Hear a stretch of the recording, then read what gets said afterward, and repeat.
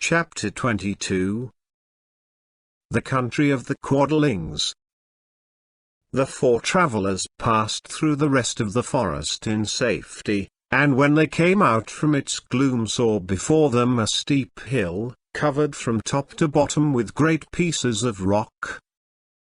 "That will be a hard climb," said the Scarecrow, "but we must get over the hill, nevertheless." So he led the way and the others followed. They had nearly reached the first rock when they heard a rough voice cry out, "Keep back!" "Who are you?" asked the Scarecrow. Then a head showed itself over the rock and the same voice said, "This hill belongs to us, and we don't allow anyone to cross it." "But we must cross it," said the Scarecrow. "We're going to the country of the Quadlings." "But you shall not," replied the voice, and there stepped from behind the rock the strangest man the travelers had ever seen. He was quite short and stout and had a big head, which was flat at the top and supported by a thick neck full of wrinkles.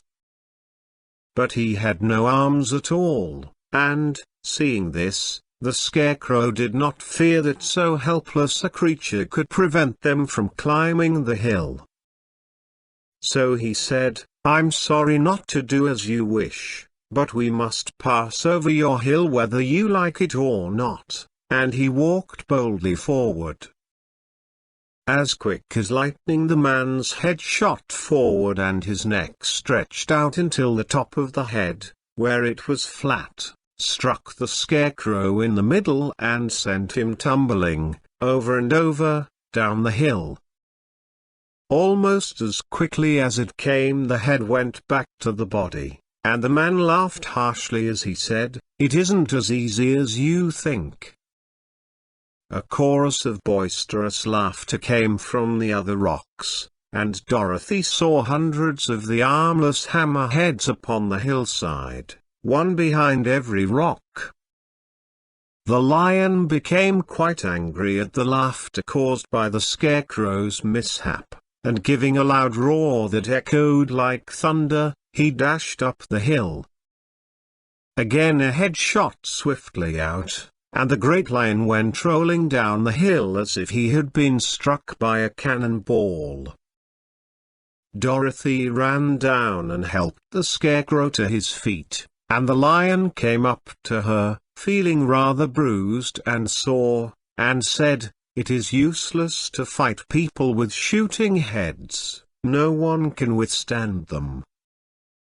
"What can we do, then?" she asked. "Call the winged monkeys," suggested the Tin Woodman. "You have still the right to command them once more."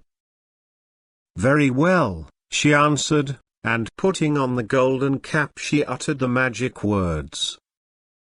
The monkeys were as prompt as ever, and in a few moments the entire band stood before her. "What are your commands?" inquired the king of the monkeys, bowing low. "Carry us over the hill to the country of the Quadlings," answered the girl.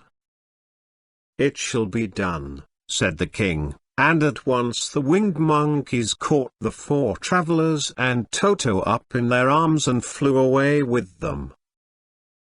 As they passed over the hill the hammerheads yelled with vexation, and shot their heads high in the air, but they could not reach the winged monkeys, which carried Dorothy and her comrades safely over the hill and set them down in the beautiful country of the Quadlings. "This is the last time you can summon us," said the leader to Dorothy, "so goodbye and good luck to you." "Goodbye, and thank you very much," returned the girl, and the monkeys rose into the air and were out of sight in a twinkling. The country of the Quadlings seemed rich and happy.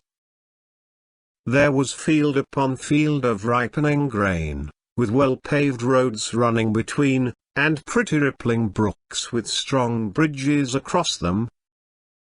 The fences and houses and bridges were all painted bright red, just as they had been painted yellow in the country of the Winkies and blue in the country of the Munchkins. The Quadlings themselves, who were short and fat and looked chubby and good-natured, were dressed all in red, which showed bright against the green grass and the yellowing grain. The monkeys had set them down near a farmhouse, and the four travelers walked up to it and knocked at the door. It was opened by the farmer's wife, and when Dorothy asked for something to eat, the woman gave them all a good dinner, with 3 kinds of cake and 4 kinds of cookies, and a bowl of milk for Toto.